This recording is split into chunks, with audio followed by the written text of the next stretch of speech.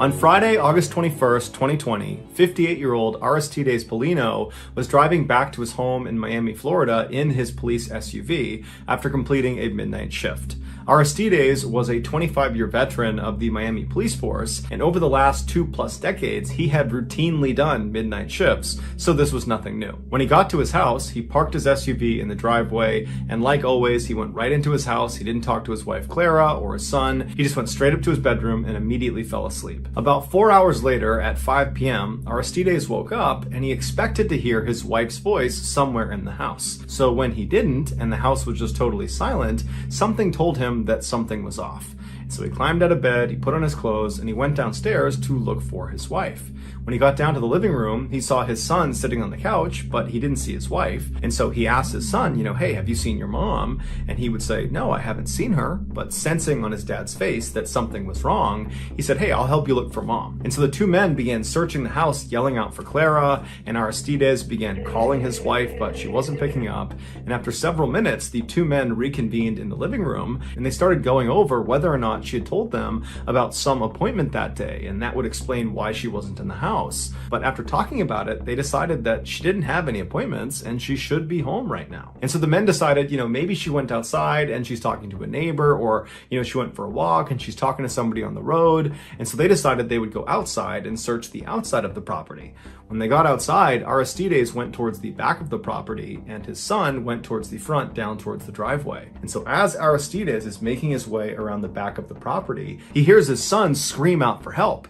Aristides comes running back around the property and he sees his son standing in the driveway with the door of his police SUV wide open. 4 hours earlier, after Aristides came home, he parked his police SUV right in the driveway like he always did, and for some reason he left the car unlocked. And so he goes in the house and he falls asleep. And while he was sleeping, Clara, who was home, she exited the house and walked down the driveway to his SUV. She opened up the door and went inside. It's believed she was looking for something, although we don't know what she was looking for.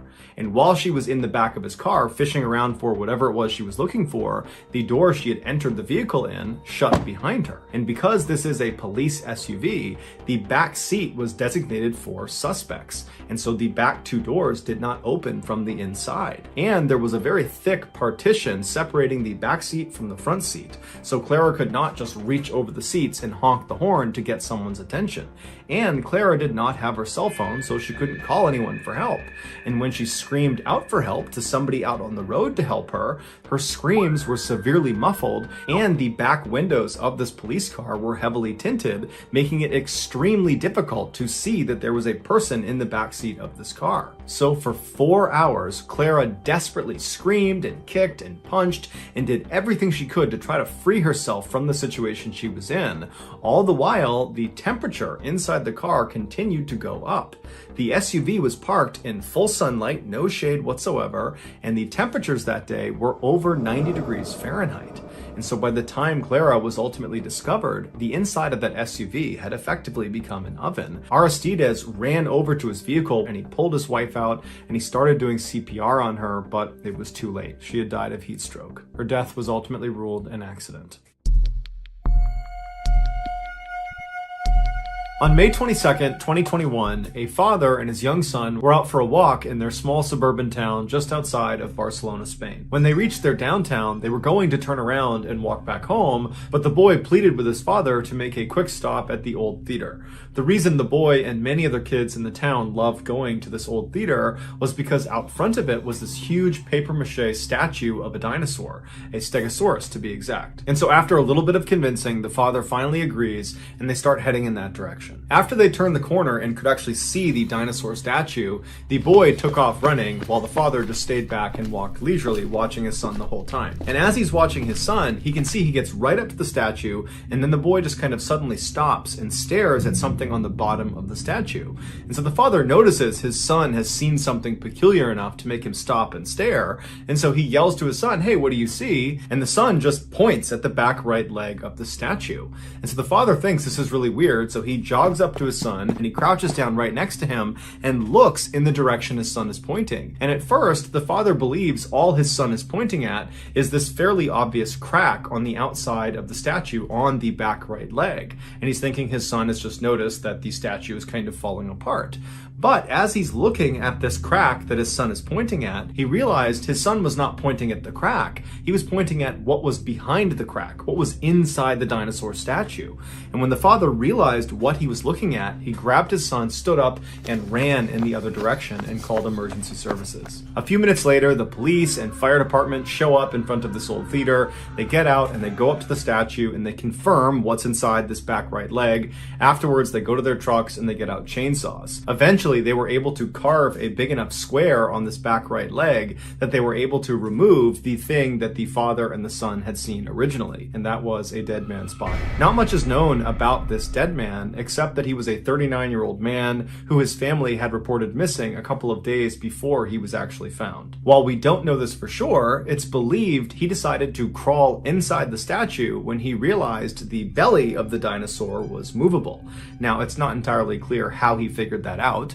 Either the belly was already moved and he saw the opening and so saw the opportunity to crawl inside for some reason, or he was poking and prodding at the statue and discovered the belly was movable, moved it aside, and then again seized the opportunity and crawled inside. But either way, the man crawled inside the statue, and then once he was in the dinosaur, his phone slipped out of his hand or slipped out of his pocket, and then instead of falling out of the dinosaur onto the ground, it fell inside the dinosaur and slid down the inside of the statue until it fell into the bottom of the bottom right-hand leg. And so the man decides to go after his phone, and so on his belly, he slides over to the back right leg, and then he begins lowering himself head first into the leg, reaching for his phone. And so as he's kind of slowly lowering himself down, using his legs to pin himself inside the statue, he gets closer and closer, and he's almost about to grab his phone when his feet lose their grip, and he slips and falls headfirst all the way to the bottom of this back right leg. The space he was in was so tight, he was not able to turn himself around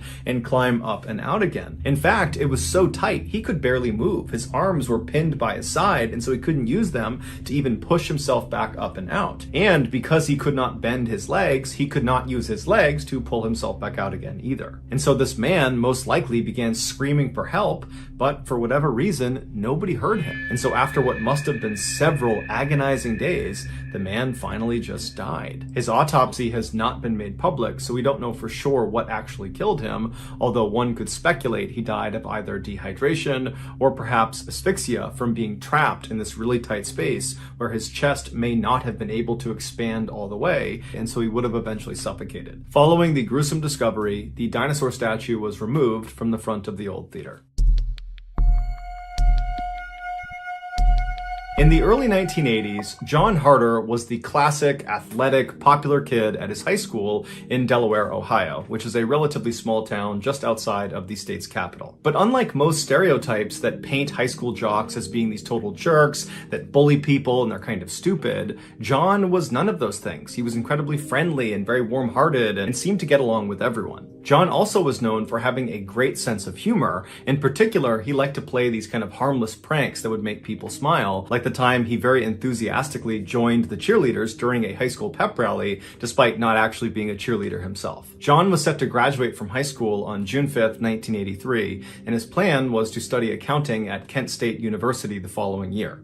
A few weeks before his graduation, John's high school began selling these tickets to a grad night at a huge amusement park called Kings Island. Kings Island was located about 2 hours west of John's high school, and it was home to dozens of roller coasters, water slides, and many other attractions. During their so-called grad nights, this amusement park would shut down their public operations and not let anybody into the park that did not have these special student tickets that they gave to local area high schools. John, who was 17 years old at the time, was very excited at the idea of going to this grad night, and so he went and purchased tickets along with about 20 other students from his high school. At about 3:30 p.m. on Friday, May 13th, John and the other students who had bought grad night tickets met up outside of their high school. While this was a school-sponsored trip, the students were responsible for driving themselves to the park. And so after all the students were accounted for, they all piled into a couple of their cars and they began their journey to the park. After a few stops along the way to get food and go to the bathroom, the students finally arrived at the park park at about 7 p.m. And on the drive, John, who had been a passenger,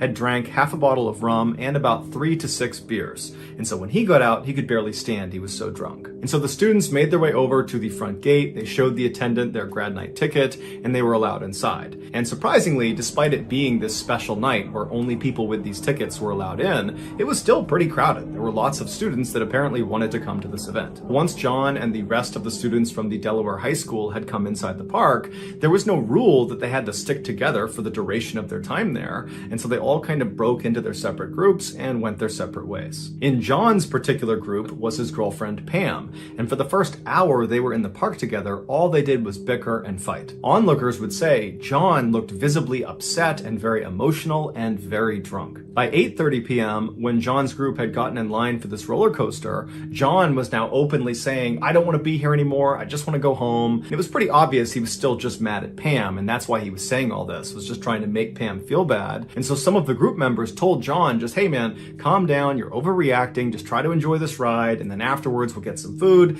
it'll be fine." But it was pretty clear that John was really worked up and seemed incapable of having a good time at this point. But regardless, John and the rest of the group, they got on this ride at about 9 p.m. and then after the ride was over, they disembarked and they walked away from the ride to regroup and figure out what was next. And they're looking around and John is nowhere to be found. And so after waiting for a few minutes and actually walking around looking for him, they decided that, you know what, he was really upset before he got on this ride. He probably just wanted to walk away and be by himself for a bit. I'm sure we'll see him later in the night. So John's group, without John, just continued going around the park, going on different rides. And for the next few hours, they kind of forgot about John. It wasn't until the end of the night when over the loudspeaker, the park officials said, "Okay, we're closing the park now," that they started walking out and wondering where John was. And they were convinced, you know what, I'm sure he's back at the cars. He's probably waiting for us because he just wants to go home. And so they leave the park, they get out to their cars in the lot, and John's not there.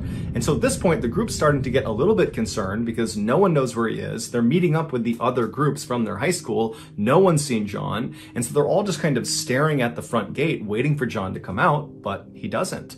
And then eventually the lights in the park start shutting down and the security guard comes out front and locks the front gate. And that's when the group knew they had a problem. After an extensive investigation by police, this is their best guess as to what happened to John. After John and his small group rode that roller coaster around 9 p.m., John very quickly disembarked the ride before anybody else in his group could see him. And then John stumbled his way towards the replica Eiffel Tower that this park was famous for. This tower stood at about 300 feet tall and was built to be an exact replica of the Eiffel Tower in Paris, France, but this one at Kings Island was only a third the size. It had 3 elevators that went up the center of the structure, and the elevators would stop at a 50-foot platform and a 275-foot platform where guests could look out and have a great view of the park. While today, the only way to access these 2 viewing platforms is through these elevators, at the time John was at the park in 1983, the park actually had a flight of stairs that went from the ground all the way to the very top of the tower that went right up the middle of the structure, and the public was allowed to take these stairs all the way up to the first platform, that 50-foot platform. And while the stairs did actually continue beyond that, up to the 275-foot platform, the public was not allowed to go any higher on the stairs than that first platform. And so if you took these stairs, once you got to the 50-foot platform, there would be a big fence right on the stairwell preventing you from going any farther, and it says authorized personnel only, don't go any farther. And so the only people that would walk up those additional flights of stairs were staff that had a special key. When John stumbled his way over to the base of this replica tower, he did not get on an elevator. Instead, he took the stairs. So he made his way up to the 50-foot platform, and then when he got to this 6-foot tall gate preventing him from going any farther, he just climbed up and over it and continued walking up the stairs, and nobody stopped him. He finally came to a stop just below the 275-foot mark, and so he's on the stairwell, and at this point he turns and faces the inside of the tower. It's all these metal beams all over the place, and he climbs over the railing of the stairs he's on, and he climbs onto this narrow beam that's actually a part of the support structure of this tower, and he grabs onto the beam above him and just begins walking along this beam towards the center of the tower where the 3 elevator shafts are. Now, there's no safety net on either side of John, so if he slips and falls, he's falling hundreds of feet to the ground. And if he keeps walking and actually gets into the elevator shaft,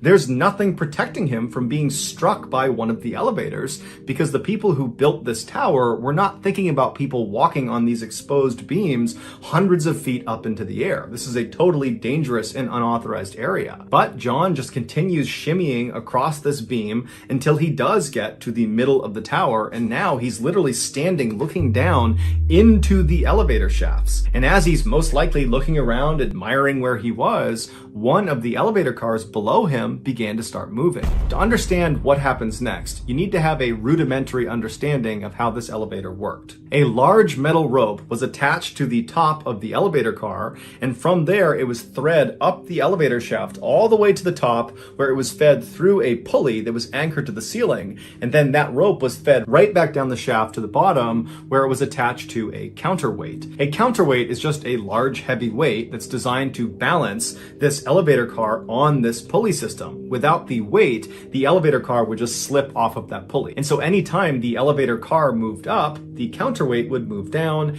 and vice versa, making sure that car was always balanced. And so John is standing right on the edge of this elevator shaft, presumably just kind of looking around, admiring where he was, when down below him, that elevator car starts to move, and it starts to actually descend away from John. And so the car itself is not necessarily a threat to John. However, its counterweight is, because if the car is going down, its counterweight is going up, and it's right in the path of John. And so as John is leaning out over the shaft looking around, this counterweight comes screaming up and picks him off of the beam he's on and carries him up into the shaft. The impact on John was so strong that it's believed he was actually impaled on some of the exposed metal wiring on top of this counterweight, and he got totally tangled up in all of the cables on top of there. And so as John is desperately trying to free himself, the elevator operator, there was always a staff member inside of these elevator cars, he actually noticed when John got stuck on the counterweight. But of course, this worker would have no idea that's what it was. They would later recall it just felt like the car suddenly jumped. And so this worker, fearing that something had gone wrong with the elevator car itself, he decided he would ride it all the way to the bottom, let everybody get out, and then ride back up to the top totally empty to make sure that the car actually worked before allowing people back on. And so the worker went to the ground, everybody got out, he closed the doors, he began his ascent. He got to that first platform at 50 feet, no issues. He got about 10 feet above that first platform, so at about 60 feet, when all of a sudden he hears an unbelievably loud thud on the roof of his elevator car, causing his car to immediately come to a stop. And then blood began pouring over the sides of the car over the windows. After getting stuck on the counterweight, John probably did everything he could to try to free himself, but he just couldn't do it. However, when that elevator worker decided to go back up again to test the capacity of the elevator car, it reversed the direction of the counterweight that John was stuck on. And so as that car was going up, John began going down, and it was on this descent that parts of John's body must have been dangling off of this counterweight, and they must have struck one of the beams as he was going down, and that beam effectively pried him off of whatever he was stuck on and threw him over the edge into the center of the shaft.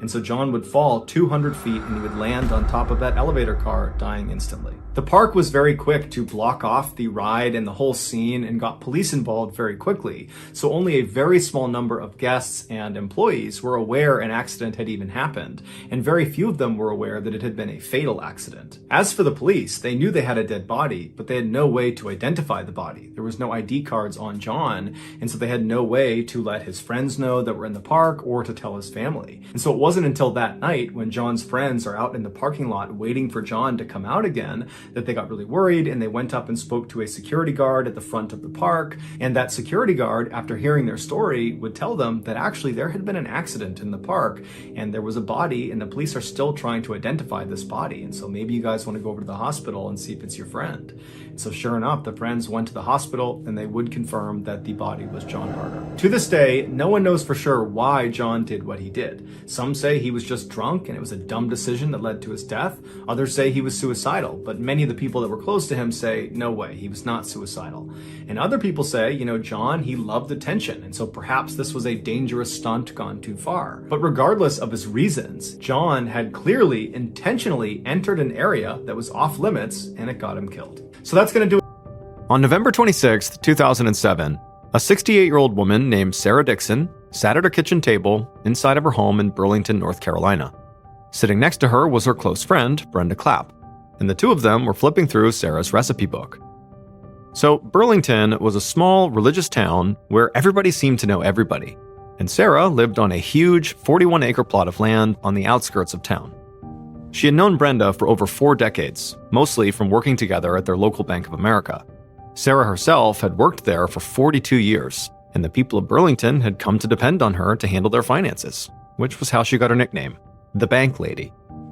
But Sarah and Brenda were both retired now, so they did simpler things these days, like swap recipes.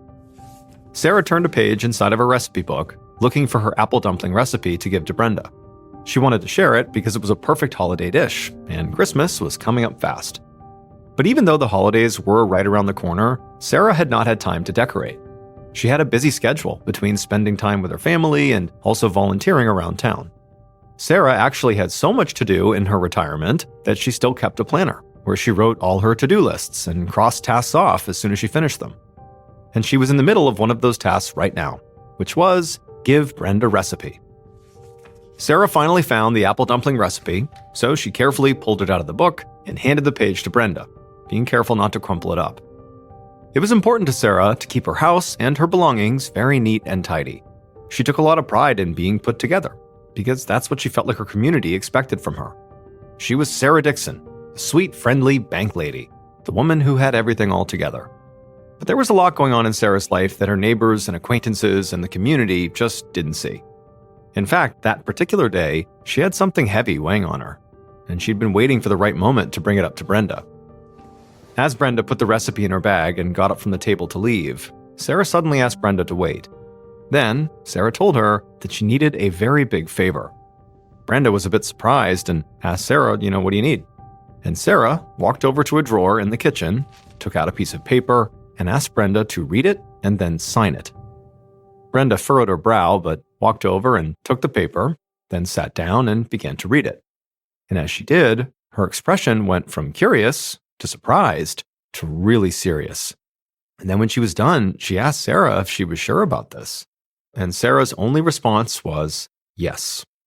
She didn't want to explain why. It was just important to her and she had made up her mind. Brenda could tell Sarah was sure, but she was still confused. However, she didn't ask any more questions. She just signed the paper. Then Brenda got up and left, and Sarah crossed off give Brenda recipe in her daily planner. A few days later, on Wednesday, November 28th, Sarah walked out her front door and then down her walkway, which was lined with neatly pruned shrubs. She was on her way to do something that she did fairly often, which was visit a local nursing home. She hopped in her car and began driving through town. And as she did, she saw that everybody was out getting a jump on decorating for Christmas. Her neighbors had trees on display in their windows, and then when she got to Main Street, it was all lit up with twinkling lights and wreaths. When Sarah finally got to the nursing home, she parked, went inside, and then checked in with the nurses like she always did. Then she headed down a hallway and into the same room that she always went to. And in that room was her husband of 20 years, a man named Cardwell Dixon. So 3 years ago, Cardwell had suffered a series of strokes that left him with limited mobility and dementia. And so Sarah had been forced to put him in a nursing home since he needed around-the-clock medical care. But even though Cardwell now had a whole medical team, Sarah was still really involved in his care. She was his guardian, which meant she was in charge of his day-to-day life, and she also had regular contact with the lawyer who oversaw Cardwell's estate and controlled most of his finances. In public, Sarah tried to look like she was handling all this stuff with her husband very easily. But the truth was, Cardwell's health problems had really upended her. She felt lost and sort of alone without her husband the way he used to be. She did have other family members that lived nearby, which helped a little. She and Cardwell both had kids from previous marriages. Sarah had a son named Mike who was in his late 40s. She was also a stepmom to Cardwell's children, 52-year-old Alan and 43-year-old Dennis. Even though Cardwell's kids were adults by the time she and Cardwell had gotten married, Sarah had worked really hard to be a true mother to his 2 kids and sort of make them feel like they were all one big family. And she felt like she'd been successful in doing that. Now, she was also a doting grandmother to all 3 of the boys' kids. Mike lived close by in Burlington with his wife and kids. Dennis and his family lived just 2 doors down from her. And Alan and his 2 daughters did live further away in Virginia, but Sarah stayed in touch with them as much as she could. Still, despite having a lot of her family nearby, there was a lot Sarah had to deal with by herself. Like, for example, her and Cardwell's finances. The nursing home was really expensive, to the point that Sarah actually could not keep up with the bills. So she'd recently spoken to the lawyer who oversaw Cardwell's estate, and together, they had decided to sell the entire 41-acre property where she lived to continue financing Cardwell's stay at the nursing home. Sarah had been very open with Cardwell that she was doing this, but she didn't really know if he understood her. He could barely speak or really even acknowledge her anymore. But he was still her husband. So, that evening, Sarah helped him eat his dinner and also told him about another major change she decided to make recently. As she spooned food into Cardwell's mouth, she explained that her good friend Brenda had recently stopped by, and Brenda had agreed to do her a huge favor. Brenda had agreed to take over as Sarah's power of attorney, and so that paper she had signed the other day made everything legally official. This meant that if Sarah ever found herself in a position like Cardwell, where she couldn't make personal or financial decisions for herself, Brenda would be able to do it for her. And this was a big deal, because the only way Brenda could actually take over this role of being the power of attorney was if Sarah took that power away from the person who already had it. And that was her biological son, Mike. Now, Sarah loved and respected her son, but over the past few months, there'd been a lot of tension between them, mostly because Sarah didn't get along with Mike's wife. So, removing Mike as her power of attorney was just something she felt like she had to do to protect herself and Cardwell. Sarah said all of this to Cardwell, and she wanted to hear him tell her that she was making the right decision. But unfortunately, her husband's expression remained totally blank. Sarah sighed and finished helping him eat his dinner. Eventually, she said she would see him tomorrow, and then she left and drove back home. When she got there, she parked in the driveway, went inside, and took her shoes off at the door. She immediately noticed that the housekeeper had been there while she was out, because the carpets were freshly vacuumed. She went to her bedroom, got in her pajamas, and then climbed into bed. And as she drifted off to sleep, she took one last look at the baby crib at the foot of the bed. It belonged to her biological grandson, Mike's youngest child. And every time she was babysitting, that's where he would sleep. Even though Sarah knew there was real tension right now between her and Mike, she hoped that soon they could resolve it, which would give her more opportunities to play grandma. By the time Sarah had finally fallen asleep, the house and everything outside was quiet, except for one car that pulled down the street and came to a stop right outside of her house.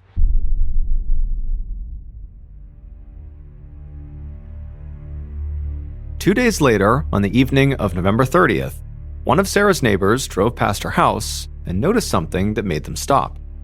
There were a few newspapers piled up at the end of Sarah's driveway. This was unusual because the neighbor knew that Sarah was normally very much on top of things like that. When the neighbor thought about it, they realized they actually hadn't seen Sarah in a couple of days. Her car was in the driveway, so she wasn't on vacation, but she was typically a very social person who was in and out of the house a lot, so she was someone that was seen by neighbors quite a bit. So, sensing something could be off here, this neighbor decided to go knock on Sarah's door, just to make sure she was okay. But when they knocked, no one answered. Eventually, they called out Sarah's name, but they didn't get a response. At this point, the neighbor officially had a bad feeling, so they reached out, turned the doorknob, and went inside. Once inside the house, the neighbor called out for Sarah again, but there was still no answer, so they went right and headed down the hallway that led to the bedrooms. But when the neighbor passed the den across the hall from Sarah's room, they stopped. Because unlike the rest of Sarah's very clean house, the den was a disaster. Furniture was overturned, drawers were pulled out of dressers, and their contents were spilled all over the ground. The neighbor knew immediately Sarah didn't do this.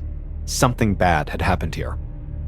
The neighbor was having a hard time staying calm, but they forced themselves to still turn around and head towards Sarah's room and just look inside to make sure she was okay. And when they did, they saw Sarah, and she was lying in her bed. But she was covered by a colorful blanket with only a little bit of her hair poking out. The neighbor walked a couple steps closer and realized Sarah was not moving. At that point, the neighbor ran out of the room and called 911.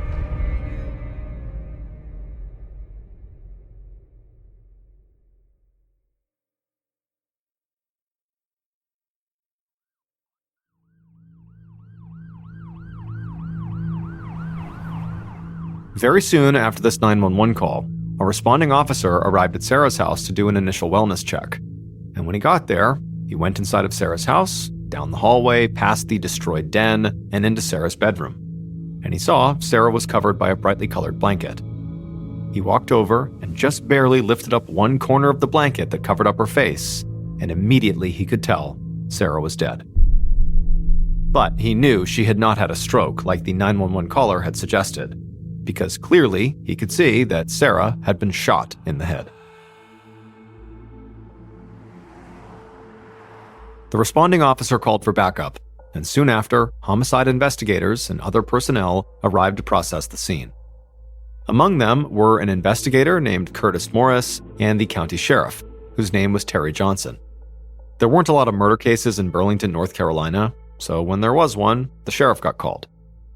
Investigator Morris and Sheriff Johnson walked through the house to Sarah's bedroom, where crime scene techs were already collecting evidence and taking photos. Sarah was still covered by that brightly colored blanket, which Morris noticed did not match the rest of her covers. It had a bright cartoon print on it, and so it seemed like an unusual item for an adult woman to use, and it was also placed on her in a way that it seemed like Sarah had been tucked in, like the sides and the bottom of the blanket had sort of been neatly tucked around her. To Morris, this meant that somebody else must have put this blanket on Sarah, possibly her killer. Police were not yet sure how long she had been dead for, but Morris guessed that when she was killed, she likely had to have been sleeping, since there was no sign of a struggle in the room. The whole space appeared very neat and tidy. In fact, Morris could see fresh vacuum marks on the carpet, which meant he could also see in the carpet what looked like shoe prints leading from the foot of Sarah's bed out of the room. He and Sheriff Johnson followed those footprints through the house and to the back door, which was wide open. The side of the door was actually splintered, like it had been kicked in. This told Morris that this must have been the point of entry for whoever had killed Sarah. He was about to leave it to the crime techs to take some photos, but as he was turning away, something glinted in the beam of his flashlight and caught his eye. Morris looked closer and realized it was a single piece of tinsel. The investigators had seen enough of Sarah's house by this point to know that she didn't have any Christmas decorations up yet. So whoever broke this door open likely brought the tinsel in with them without knowing it. Morris asked the crime scene techs to photograph the tinsel and make sure to put it in an evidence bag. Morris continued looking around the house, and just like Sarah's neighbor, he noted that the den across from Sarah's bedroom was a total mess. His first thought was that it looked like the room had been burglarized. But when he looked closer, he found there were still valuable items around, like electronics. There was also a lot of cash and jewelry inside of Sarah's room right across the hall. Everything Morris saw so far suggested this murder was not actually a robbery gone wrong, but rather it was a murder that had been staged to look like a robbery. To Morris, it seemed very likely at this point that this was a premeditated and very personal homicide. He hadn't seen a murder weapon, which probably meant that the killer had brought it to Sarah's house and then taken it when they'd left. It also seemed like they must have known Sarah's sleeping habits, at least generally, since she was likely fast asleep when she was killed. Then there was the colorful blanket, which was arranged on top of Sarah as if somebody else had placed it there and sort of tucked her in. Now, if the killer had tucked her in, that act of tucking somebody in is sort of inherently caring, like you're kind of neatly making sure they're comfortable, even though they have just killed her. It's like this very conflicted way of thinking, that perhaps the killer was remorseful or emotional after having killed her, and so they tucked her in as sort of a measure to combat those emotions. But to have those kind of emotions, if you're the killer, suggests you have a real personal connection with the victim. So Morris knew his first order of business was going to be to learn more about Sarah and the people who were close to her. And so while the crime techs continued examining the house, he sent a team of investigators to speak with Sarah's neighbors and friends to gather up some preliminary information. In the meantime, Morris and Sheriff Johnson agreed to start with the person they always started with in a crime like this, the spouse.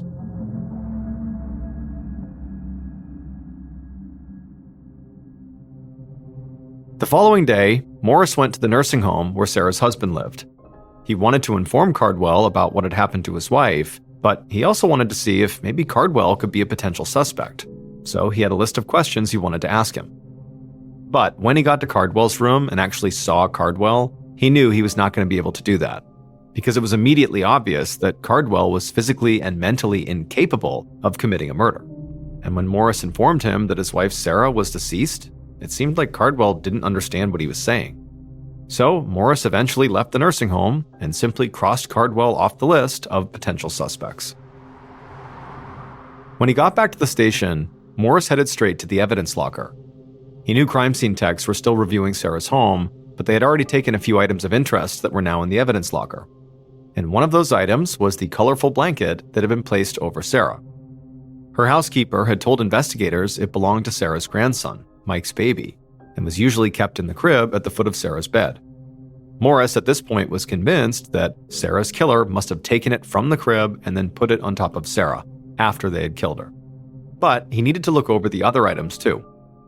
The next thing he gravitated towards was a notebook. He put on some gloves to pick it up, and he saw that it was filled with pages and pages of handwritten lists. When he flipped through, he realized it was a daily planner, where Sarah had written all her to-do list items for each day. On the 28th of November, which was right around the time that she likely was killed, every item was crossed off. Morris realized this meant she must have lived long enough to get to the end of that day and finish her schedule. But on the next day, the 29th, none of her to-dos were crossed off. This told Morris that very likely, Sarah Dixon was killed on the night of the 28th, which was information Morris could use to check alibis when he began questioning suspects. Just then, one of the officers who had canvassed the neighborhood for witnesses entered the evidence locker to tell Morris they had some news. They said that generally, none of Sarah's neighbors had seen or heard anything suspicious. Sarah had motion sensor lights in her front yard, but no one reported ever noticing those go off in the last few nights, and no one had heard any gunshots either. As for who could have done this, Sarah was apparently very well liked and an active part of the community. Most people couldn't think of anyone who would want to hurt her. However, there was one name that came up more than once, and that was her biological son, Mike. In particular, investigators spoke to Sarah's friend Brenda, who said that Sarah openly did not like Mike's wife. And also, Sarah had recently removed her son, Mike, as her power of attorney. Now, Brenda didn't know why she had done that. I mean, maybe it had to do with her dislike of Mike's wife, but she didn't really know. But her best guess was that Sarah was mad at Mike about something. After hearing this, Morris nodded to the officer. They needed to get Mike in for questioning. Later that day, Morris and another detective walked down the precinct hallway towards an interrogation room where Mike was waiting for them. By this point, Morris had gotten the autopsy results, which were not revelatory, but they did tell him that Sarah had not just been shot once, but twice in the head at close range. One of the bullets had been found inside of Sarah's head, and the other had been found in her pillow. After testing those bullets, the investigative team determined that the gun used in her murder was a 9mm. And so all that was going to help investigator Morris when he spoke to Mike. Morris and the other detective entered the interrogation room and sat down across from Mike. Mike was a tall, lean guy with a thick mustache, and he seemed really open and ready to help. When Morris asked him about the power of attorney situation, he admitted that his mom had removed him and that he wasn't happy about it. But he said he respected her decision, and the idea that that prompted him to do this to his mom was not even close to the truth. He had nothing to do with it. He said he loved his mom and was devastated she was gone. Morris then asked Mike where he was on the 28th, the night they believed his mother was killed. And Mike said he had been at his home in Burlington with his wife, and that she would confirm this. At this point, Mike seemed like he was getting kind of impatient. He leaned forward and told Morris and the other detectives that he was not the one they should be looking at. The people they really needed to talk to were his stepbrothers, Alan and Dennis Dixon. Mike said that Alan and Dennis had a much bigger reason to be angry with Sarah than he did. Both of his stepbrothers were in line to inherit a lot of money from Cardwell's estate, but Sarah had been digging into that inheritance to pay for Cardwell's stay at the nursing home. According to Mike, it seemed like Alan and Dennis cared way more about getting the money they believed they were entitled to than making sure their father was well taken care of. Mike said that Dennis in particular was furious at Sarah for putting Cardwell in that nursing home. Mike claimed that Dennis had called Sarah and threatened her multiple times, going so far as to say he would burn her house down. Apparently, Sarah had actually changed her phone number to get Dennis to leave her alone. Now, Morris was already planning to speak with Alan and Dennis since he was investigating this as a personal crime, and Alan and Dennis were the victim's stepchildren. But these accusations Mike was throwing out were really intense, and they definitely made Morris much more interested in speaking to Cardwell's sons a lot sooner. But at the same time, Mike did have a possible motive in the fact that he was removed as power of attorney, and also there appeared to be some sort of fight going on between he and his mom that might have led to that. And also, his alibi could only be confirmed by one person, his wife. And Mike seemed really eager to point the finger at his stepbrothers, which could be a way of deflecting suspicion off of himself. But Morris didn't have any physical evidence against Mike, so for now he let him go, and instead he began looking into Alan and Dennis. That afternoon, Morris approached Dennis's house, which was just 2 doors down from Sarah's.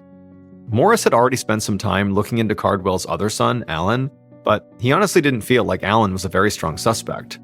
He lived all the way in Virginia, and there was no reason to believe he'd been anywhere near Burlington on the night Sarah was murdered. So, for now, he had put Alan on the back burner and was focusing instead on Dennis. Morris knocked on Dennis's door, and a moment later, it swung open. Dennis stood in the doorway. He was a good-looking, clean-cut guy who moved with a lot of confidence. Dennis invited Morris inside, and they spoke at his kitchen table. Morris started off by asking Dennis what he'd been doing on the night of the 28th, which is believed to be the night Sarah was killed. And Dennis said he'd been home with his wife and daughter. And just like everybody else the police had spoken to so far, Dennis said he had not seen or heard anything suspicious that night, even though he lived so close by. Morris took down all this information, and then he just came out and openly confronted Dennis about the things Mike had said. Like the fact that Dennis was allegedly angry with Sarah for putting his father in a nursing home, and that apparently Dennis had threatened her over it. Dennis admitted that yes, he was mad at Sarah, because he felt like she was spending his inheritance. But he denied threatening her or being even remotely involved in any way with her murder. At this point, Morris knew that either Mike or Dennis had to be lying, because Mike was insistent that Dennis had threatened Sarah, and Dennis was insistent that that wasn't true. Still, Morris didn't know which brother was more trustworthy. They both had potential motives, and they both had weak alibis.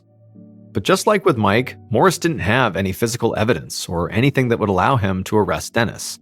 So all he could do was thank Dennis for his time and walk back out to his patrol car.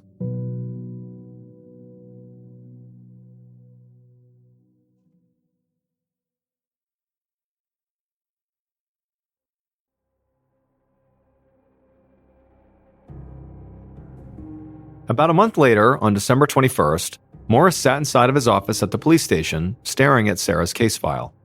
He felt pressure weighing down on him, because over the past month, the police hadn't gotten a single new lead in the case.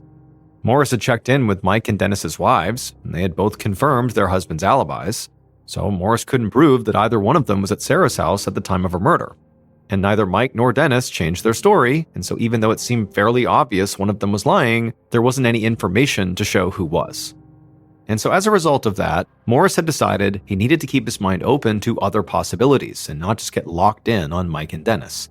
So he'd continued to interview other people who knew Sarah, and he also had repeatedly checked in with the forensic team that was still combing through Sarah's house.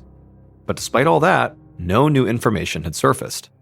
Meanwhile, the local community had become increasingly paranoid and upset. Sarah's murder had created a lot of fear and tension inside of Burlington, because everybody knew that whoever killed Sarah was still on the loose. So now, as Morris reviewed the case file for what felt like the 1,000th time, he was frustrated. He still felt like the crime had to be personal, but he hadn't been able to directly connect any of Sarah's family members or friends to the crime scene.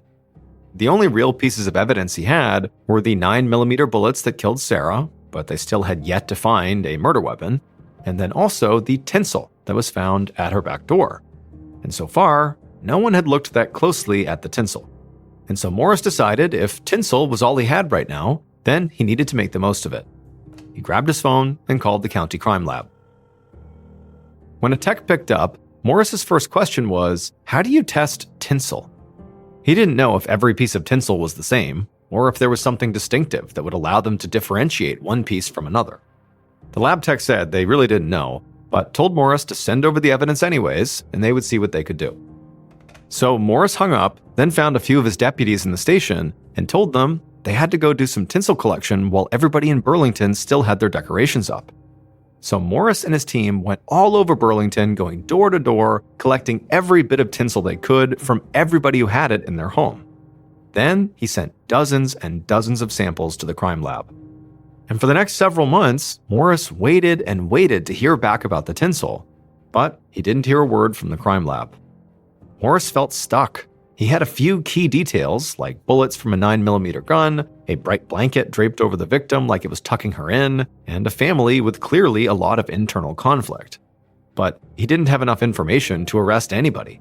And so slowly and frustratingly, the case went cold.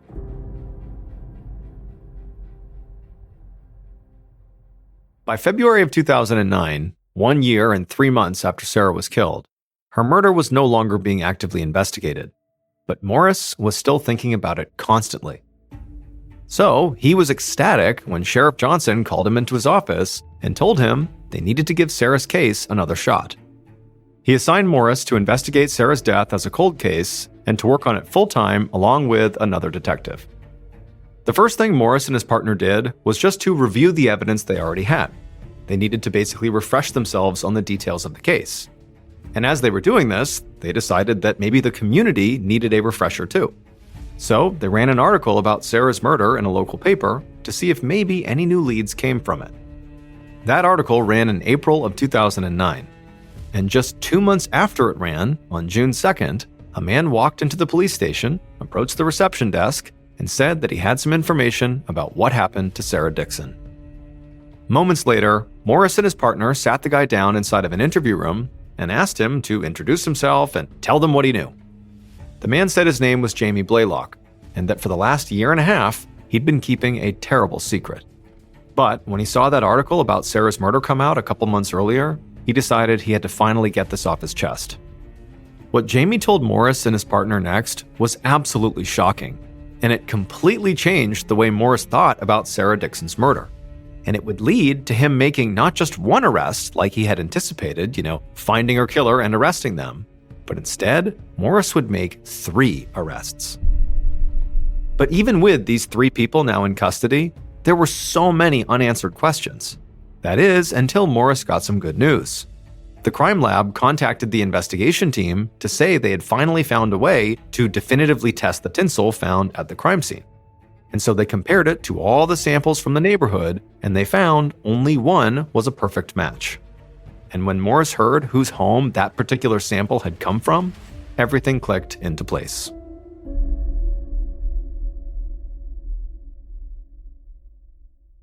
Based on Jamie Blaylock's tip, a later confession, and also evidence collected by investigators, the following is a reconstruction of what police believe happened to Sarah Dixon on November 28, 2007.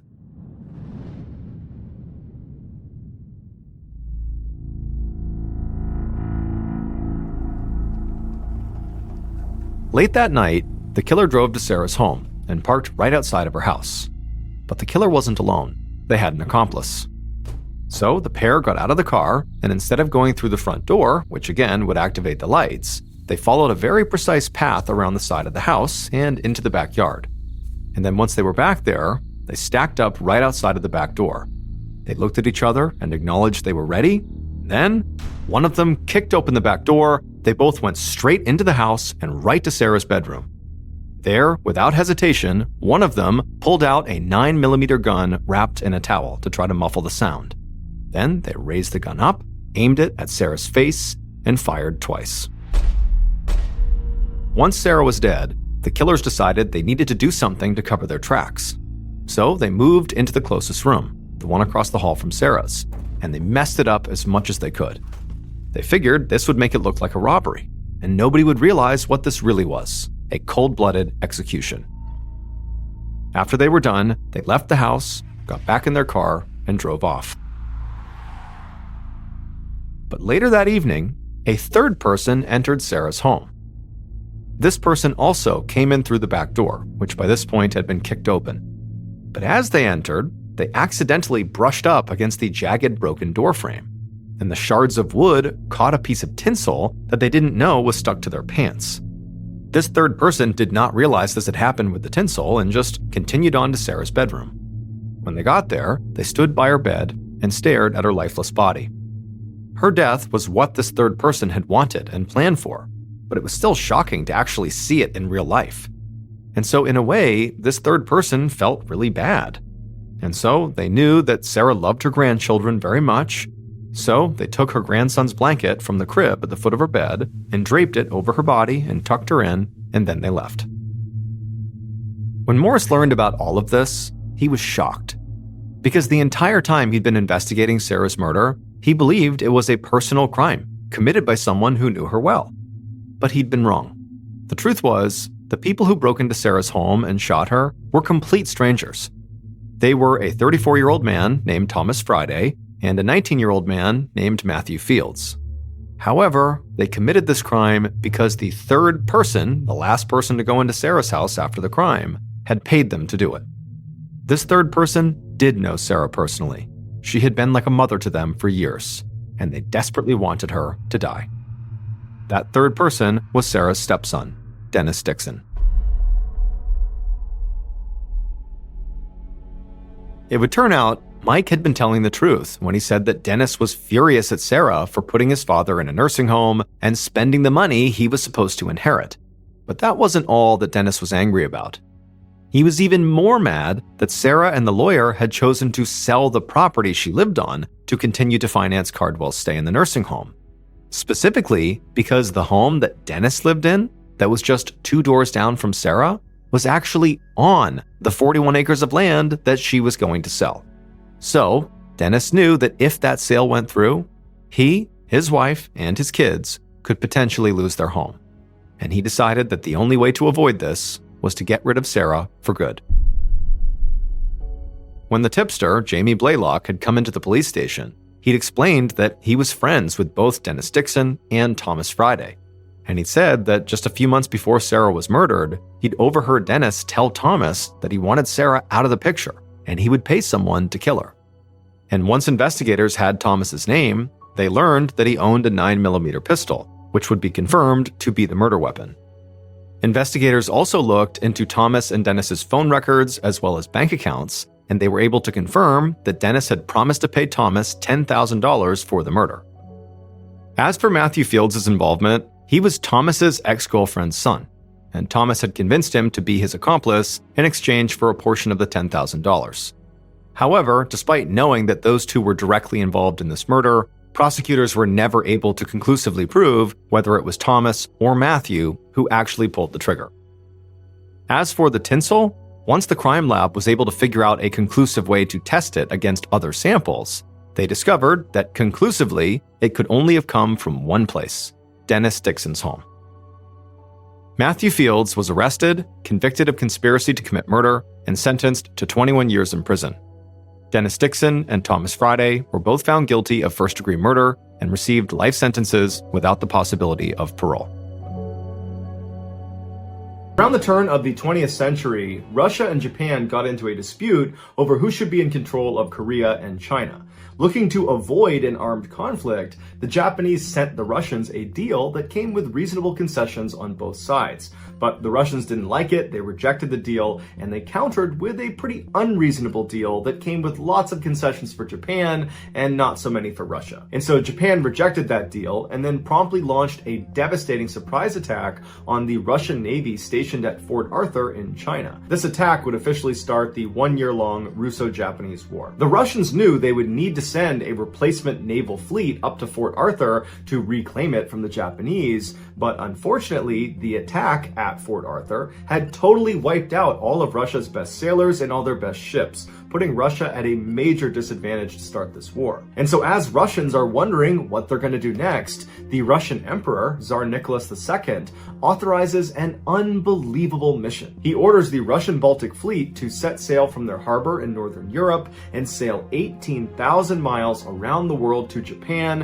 where they will defeat the Japanese and then reclaim Fort Arthur. The fact that none of the Baltic Fleet ships were designed to sail that far of a distance, or that there were literally 0 refueling points along their massive projected path, was considered largely inconsequential and ignored. What was also considered inconsequential was how absurdly unqualified the Baltic crew was. The sailors were mostly illiterate peasants that did not grow up on the coasts, and so they showed up for military training with no seafaring skills. And then after their military training, they still had no seafaring skills because the Baltic Fleet's harbor was frozen solid almost year-round. But the Tsar believed the man he had put in charge of this crew, Admiral Rojesvenski, would make up for their deficiencies. And this belief was not unwarranted. Admiral Rojesvenski was the best Russian officer that had not been killed in that Japan surprise attack. He had significant combat experience, and he had a wickedly bad temper. He didn't care who you were. If you were doing something he didn't like, he was going to beat the crap out of you. Literally. And when he was told he was going to be in charge of this fairly inexperienced crew, he was certain his rough style would whip these Baltic boys into shape and they would be very successful.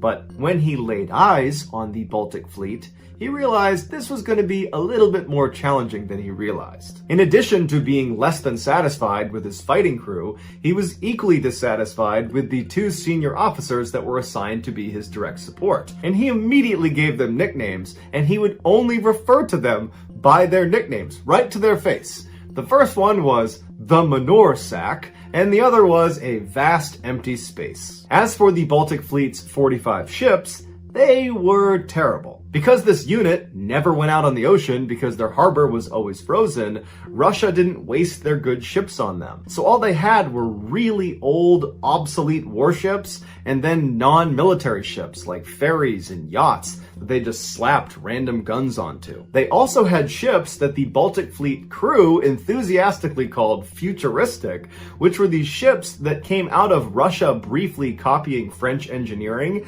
which involved these crazy top-heavy ships that sat so low in the water that their lowest rung of weapons, their cannons that poked out the windows at the bottom of the ship, they didn't work because they sat under the water permanently. But regardless of their shortfalls, the Baltic Fleet was what Rojesvenski had been dealt, and so he had to just get them moving if they were going to win the war. And so on October 16th, 1904, Admiral Rojesvenski ordered all of his men to take their positions in all of their ships, and they set sail.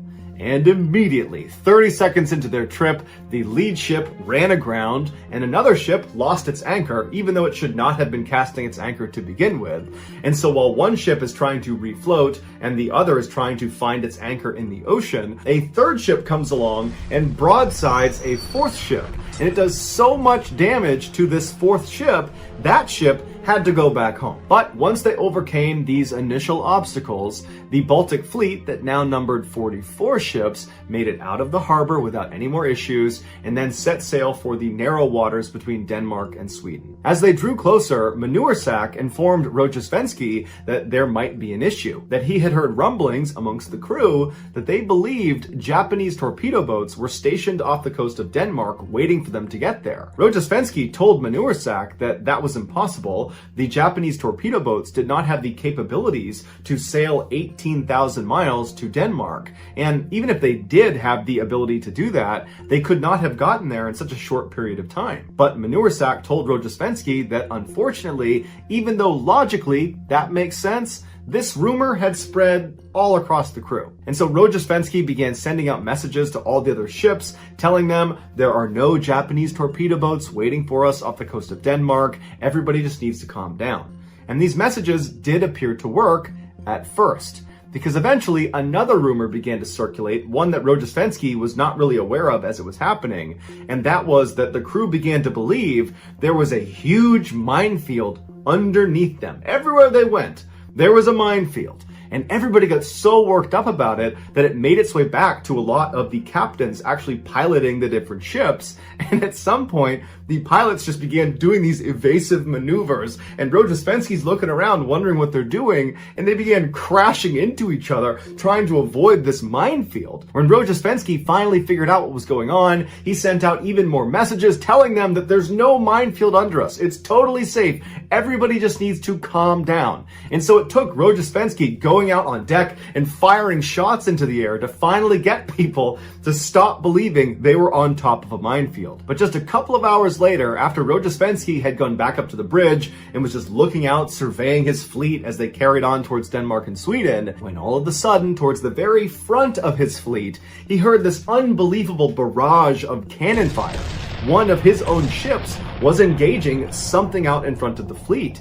But Rojesvenski was too far away to see what it was, and then a message came through from the attacking ship, whose name was Kamchatka, and they said they were surrounded on all sides by at least 8 Japanese torpedo boats. And so Rojesvenski runs out onto the deck, looking out towards the horizon, expecting to see these 8 Japanese ships, but he doesn't. And then all of a sudden, the shooting just completely stops and it's silent. And then Rojesvenski notices on his right side, a small little fishing boat is making its way right up alongside his. It would turn out Kamchatka, the attacking ship, had confused this little unarmed Russian fishing ship with 8 Japanese torpedo boats and had opened fire. But luckily, even though they fired hundreds and hundreds of rounds at this little boat, none of them hit the boat. And so the fishermen were fine. And the fishermen had actually been sent to the boat specifically by Tsar Nicholas II to tell Rojesvenski that he had been promoted. And so Rojesvenski apologizes to the fishermen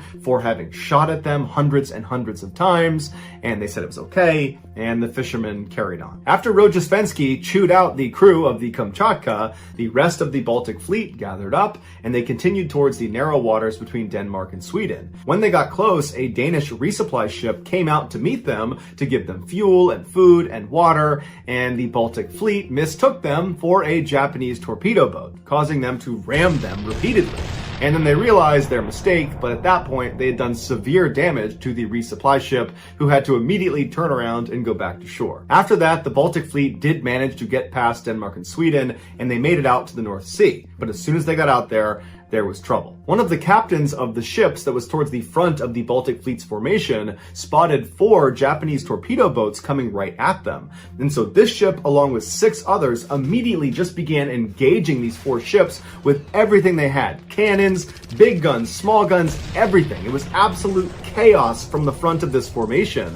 And the amount of gunfire that was going off towards the front caused the rest of the ships that were not part of the attack to begin to panic. And the other ship captains began ramming into each other to try to get away from this attack. And so while that's going on, all the crew members on all the ships begin drawing their swords and running around, expecting the Japanese to board them at any moment. And the others that did not draw their swords put on life jackets and laid down on their back on the deck of the ship, believing that was procedure for how to survive a sinking ship. And so for the next 20 minutes, it was just continuous gunfire coming from the front of their formation. One of the attacking ships sent a message back to Rojesvenski that said they had been hit by a torpedo and they were taking heavy fire and it was just absolute bedlam up there. And then all of a sudden it just totally stopped. And when the smoke cleared, Rojesvenski and his ship had been able to maneuver up a little bit closer and they could see what they were shooting at. And it would turn out, once again, it was a case of mistaken identity. They were not being attacked by Japanese torpedo boats. They had spotted 4 small British fishing boats.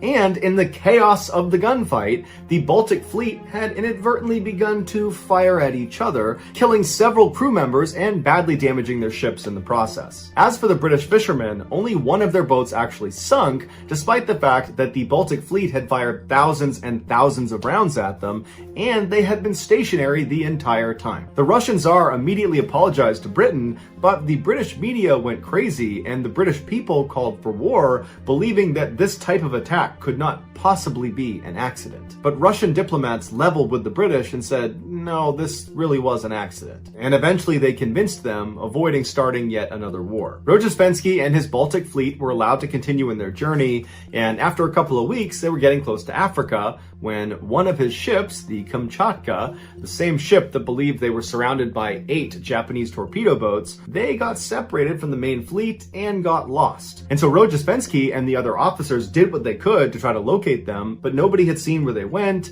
and there wasn't great technology to try to locate them. And so unfortunately, Rojesvenski and the Baltic fleet just had to continue on and hope that at some point the lost ship would find them again. A few days later, the main body arrived in Tangier, and lo and behold, Kamchatka showed up. And they informed Rojesvenski that they had gotten lost, and they didn't really have a good answer for that. But once they were lost, they managed to engage 3 separate Japanese torpedo boats. But it would turn out they were not Japanese torpedo boats. They were in fact a German, a Swedish, and a French fishing boat, but none of Kamchatka's rounds actually impacted any of the 3 vessels, and so 3 more wars were averted. And so now that Rojesvenski had his lost ship back, he gathered up his full Baltic fleet, and they left Tangier. But on their way out, one of the ships managed to cut the underwater telegraph line to Tangier, cutting off Tangier's communication with Europe for the next 4 days. By now, the Baltic fleet was very low on coal, but they had a planned rendezvous with a German resupply ship off the coast of West Africa. When they got there, the crew decided they didn't want to do another resupply later on,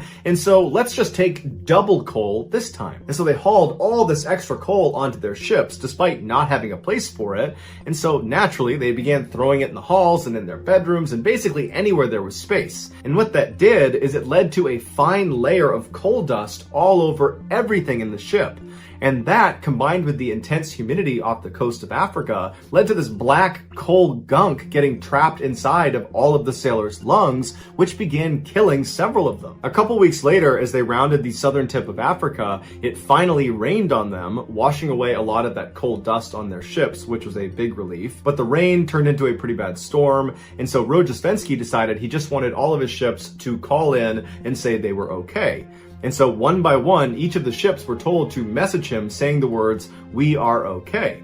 And so one by one, each of the ships did this until it got to Kamchatka's turn. And they accidentally sent the message, "Do you see Japanese torpedo boats?" And of course, this message spread like wildfire across the entire crew, which led to mass hysteria, and Rojesvenski's trying to send out messages to say, "No, there's no Japanese torpedo boats," but it's too late. The other captains are panicking, and they're ramming into each other and firing blindly into the wind. From that point forward, every night, Rojesvenski would go up onto the bow of his ship and he would scream obscenities at Kamchatka. When the Baltic fleet finally made it to Madagascar, the morale amongst the crew was very low. And so when they docked in Madagascar, the crew decided it would be a good idea to boost their morale by buying some pets to bring back on board the ship with them.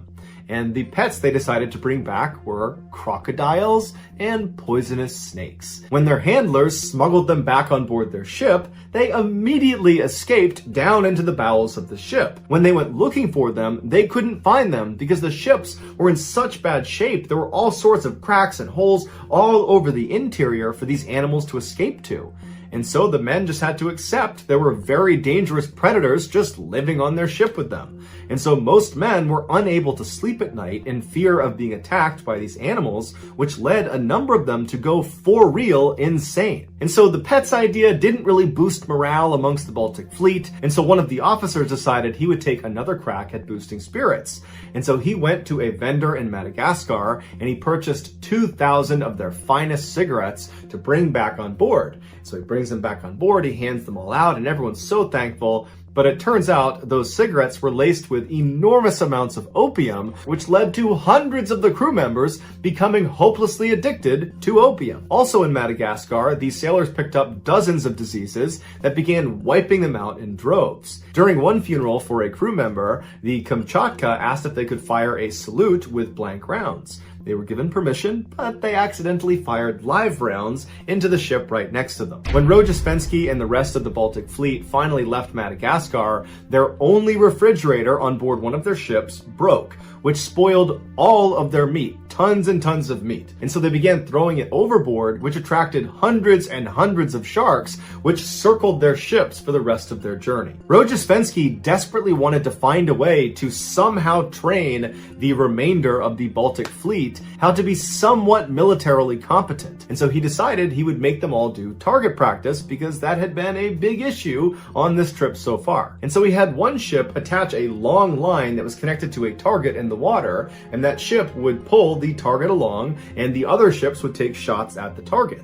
And so all of the ships on Rojesvenski's call began firing at this target, and after thousands and thousands of rounds, they didn't hit the target once. However, they managed to continuously shoot the ship that was pulling the target. For Rojesvenski, this was the final straw. He felt like he could do absolutely nothing to make the Baltic Fleet an actual military force. And so he sent a message back to the Tsar and said, "You got to replace me. I need to resign and somebody else needs to come in and take over." And the Tsar said, "No. This is your fleet." And so begrudgingly, Rojesvenski continued on leading the Baltic Fleet until they finally, after 7 total months on the sea, were within striking distance of their target in Japan. The night before, as they prepared for their attack, they went into stealth mode where all the ships killed all of their lights. So they're totally dark, with the exception of their hospital ship. That kept their lights on. This was considered a rule of war at the time, which both sides abided by. And so while the Baltic Fleet was sitting out in the waters outside of Japan,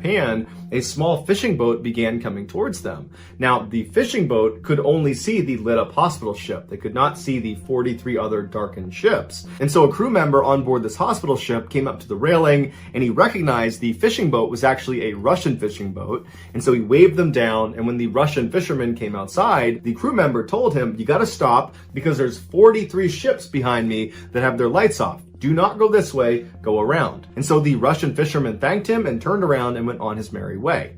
Except that wasn't a Russian fisherman, it was a Japanese sailor on board a Japanese torpedo boat. And now they knew exactly where the Baltic Fleet was. And so that night, the Japanese Navy completely surrounded the Baltic Fleet, and then the next day at daybreak, they launched their attack.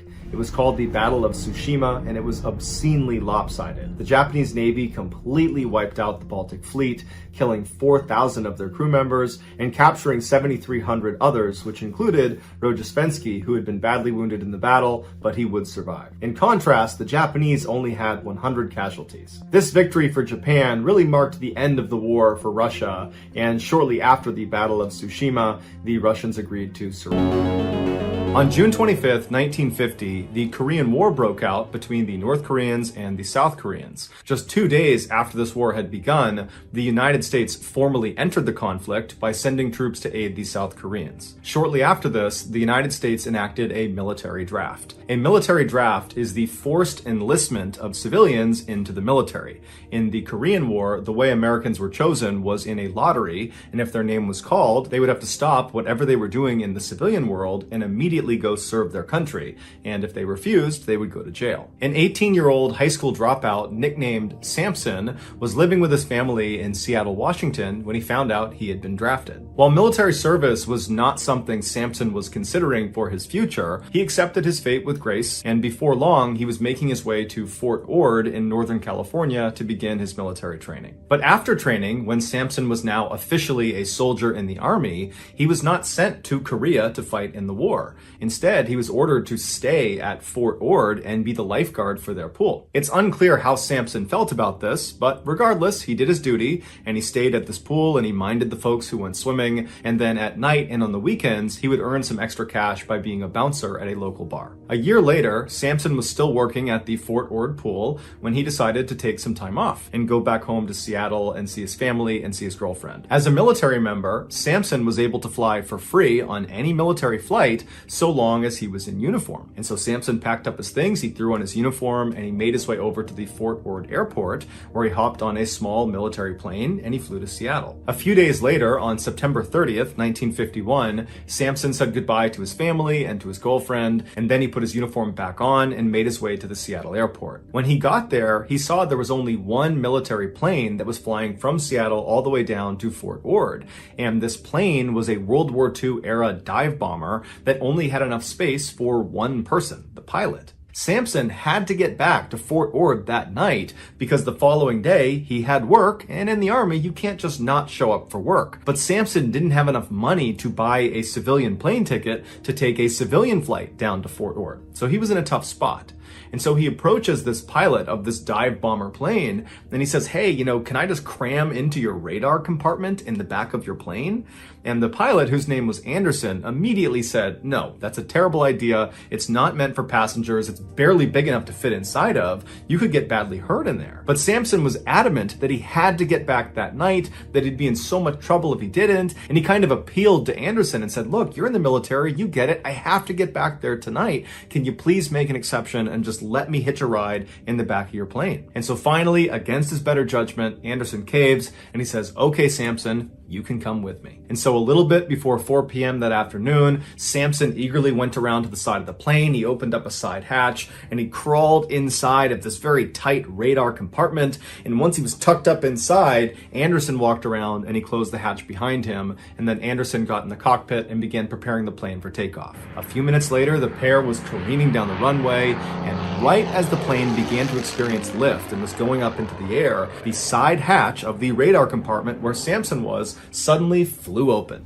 The big issue with this now open door in the radar compartment was not that Sampson, like in the movies, would get sucked out this door out to his death, although if he wasn't careful, he totally could fall out of the door. No, the real problem with this now open door had to do with oxygen levels. At their cruising altitude, where the majority of their flight would be spent, there wasn't enough oxygen in the air to sustain human life. And so as soon as Anderson powered up that plane and began preparing it for takeoff, he began pumping oxygen into the cockpit and also into the radar compartment space. This is done specifically to compensate for the lack of oxygen up at that cruising altitude. But with Sampson's door now wide open, all that extra oxygen that was coming into that space to keep him alive is now just being sucked right out the door into the atmosphere, which meant if Sampson couldn't find a way to shut that door, he would eventually pass out and suffocate to death. Sampson, who was fully aware of this fact, immediately jumped into action by anchoring his feet and legs around the stanchion in the middle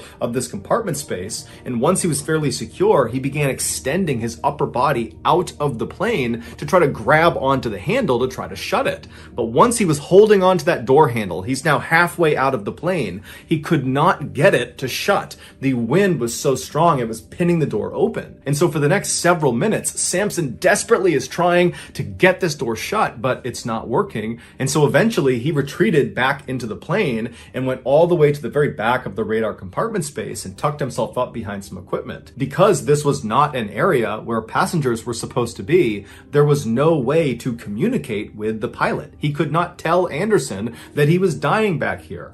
And so he just sat there and prayed. While Sampson was dealing with this open door crisis, Anderson was dealing with a crisis of his own. At some point after takeoff, he looked down at his gauges and he realized a terrible mistake had been made. There wasn't enough fuel to get to Fort Ord, and where he was discovering it, where he was out over the water, there wasn't enough fuel to even turn around and go back to Seattle. And so Anderson grabs his radio and he tries to call out to these surrounding airports to see if there's anywhere he can just emergency land this plane, but all he hears is silence. It would turn out his radio equipment just happened to fail right at this moment. And what also happened to fail right at that moment was Anderson's oxygen supply. It had nothing to do with Sampson and the open door. Anderson just also suddenly was without oxygen. And so Anderson knew he had to get to a lower altitude as fast as possible because he would eventually pass out and crash the plane. And so he went into a very steep dive and began going down and realized he needed to try to land this plane in the ocean now. There was no way he could get to an airport. And so he's burning down towards the water, and as they're coming down in altitude, there was more oxygen in the air. And so Sampson, who had eventually passed out from a lack of oxygen, is suddenly revived with all this additional oxygen as they're going down. And so Sampson comes to, and he looks, and the door is still wide open, and all he can see is the Pacific Ocean burning up at him. He only had a few seconds to grab onto the stanchion in the middle of the space he's in before they impacted the water. Miraculously, Sampson survived the impact, but immediately he was faced with another life and death situation. Because this door was wide open, the freezing cold water began pouring inside, flooding the space. And so Sampson tried to swim his way out, but the power of this water coming in was too strong, and so he had to wait until the space completely flooded before he swam out and then swam up to the surface. Once he got to the surface, he's looking around and the water's incredibly choppy and it's very foggy. He can barely see anything. And he's looking around for Anderson, not really sure what happened to him, and he looks down the plane towards the front of the plane, and he sees Anderson climbing out of the cockpit. He looks badly beaten up, but he's alive. He's okay. And so Samson yells to him, and the two men link up, and they're able to pull 2 life rafts out of the plane. And so both men, they get into each of their rafts right as this plane sinks down below the surface. And so Anderson and Samson begin looking around, wondering what they're going to do, but it's so foggy, they can't see land in any direction. They can barely see 10 feet away from themselves. And so Anderson thought they landed maybe 2 or 3 miles off the coast of California, but they weren't really sure. So Anderson pulled out his compass, he looked east and said, let's just start paddling. The men had crashed about 2 miles off the coast of Point Reyes, California, which is this big protected shoreline that's about 150 miles north of Fort Ord. And this particular stretch of water that these two men had found themselves in was a known breeding ground for great white sharks. So the two men, they got their compass and they're trying to swim as fast as they can to the east, but they're not seeing any land. The fog hasn't let up at all. And then eventually it got dark. And as soon as it got dark, the water got choppier and choppier until at one point, Samson actually was launched out of his raft into the water. He turned around and saw his raft, but it was being pulled away by a current faster than he could swim to it. And so Samson yells out for Anderson, who sees him in the water. Anderson tries his best to paddle over and save Samson, but the current was too strong. And before long, Samson watched as Anderson just disappeared into the fog. Now, Samson was all alone in the middle of the night. He couldn't see anything. There's no land anywhere. He doesn't have the compass. Anderson had the compass, so he has no idea which direction is what. He's in a shark breeding ground, and now he doesn't have his life raft. And so Samson did the only thing he could do, which was pick a direction that he believed was east and start swimming. And so Samson is swimming in this pitch black water. He can't see anything around him. And all he's probably thinking about is how any minute now, I'm going to run out of energy and I'm going to sink down and I'm going to drown, or I'm going to get attacked by sharks, or some combination of the two. But miraculously, after about an hour of swimming in some direction,